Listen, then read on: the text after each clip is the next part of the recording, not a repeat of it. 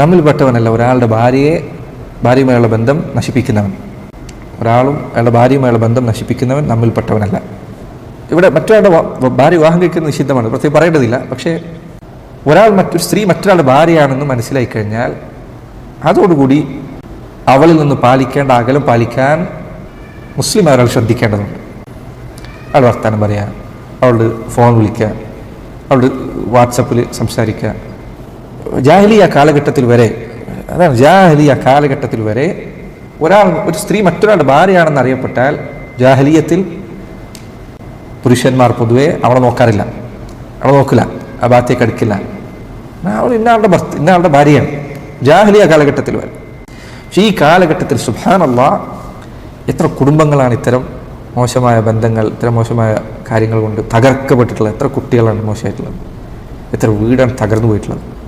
അവിടെ സഹോദര, ഈ സംസാരം കേൾക്കുന്നവർ ഭാര്യമാരായിട്ട് ഭർത്താക്കന്മാരായിട്ട്, നീ ഒരാളുടെ ഭാര്യയാണോ എങ്കിൽ നിന്റെ മറ നീ കാത്തു സൂക്ഷിക്കുക.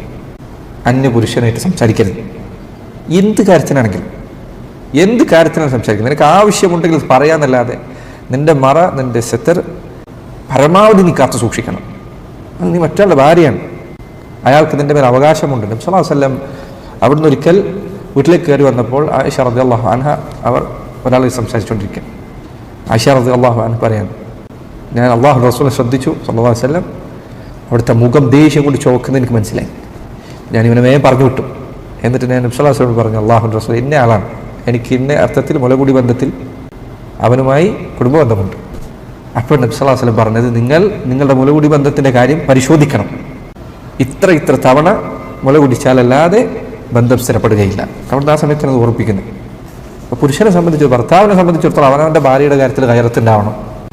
ഭാര്യയ്ക്ക് അവളുടെ ഭർത്താവിൻ്റെ കാര്യത്തിൽ അയാളോടുള്ള ബാധ്യതകൾ പാലിക്കുന്നതിൽ അവൾക്ക് ശ്രദ്ധ ഉണ്ടായിരിക്കണം. എത്ര ഹദീസിലാണ് വന്നിട്ടുള്ളത് നല്ല സ്ത്രീകളുടെ സ്വഭാവമായിട്ട് പറഞ്ഞ, ഭർത്താവില്ലെങ്കിൽ അവളുടെ ചാരിത്രം സംരക്ഷിക്കുന്നതാണ്. അവളുടെ വീട്ടിൽ വേറൊരാൾ വന്നാൽ, അവളുടെ ഫോണിലേക്ക് ഒരാൾ സംസാരിച്ചാൽ, എത്രയോ സലാമുകളാണ് പിന്നീട് എത്രയോ കുടുംബങ്ങൾ തകർന്നതിലേക്ക് എത്തിച്ചത്. തുടങ്ങിയ സലാം എന്നാണ്, അവസാനിച്ചത് അങ്ങേയറ്റത്തെ മുസീബത്തുകളിലാണ്. അതിലൂടെ തകരുന്നത് മക്കളാണ്, ഒരാളുടെ ജീവിതമാണ്, അവളുടെയും അവൻ്റെയും ഒക്കെ ജീവിതമാണ്. അതിനൊക്കെ പുറമെ അല്ലാഹു സുബ്ഹാനഹു വ തആലയുടെ അരികിൽ പരലോകത്തുള്ള നിന്റെ അവസ്ഥയാണ്, ഭാര്യയാണെങ്കിൽ ഭർത്താവാണെങ്കിൽ.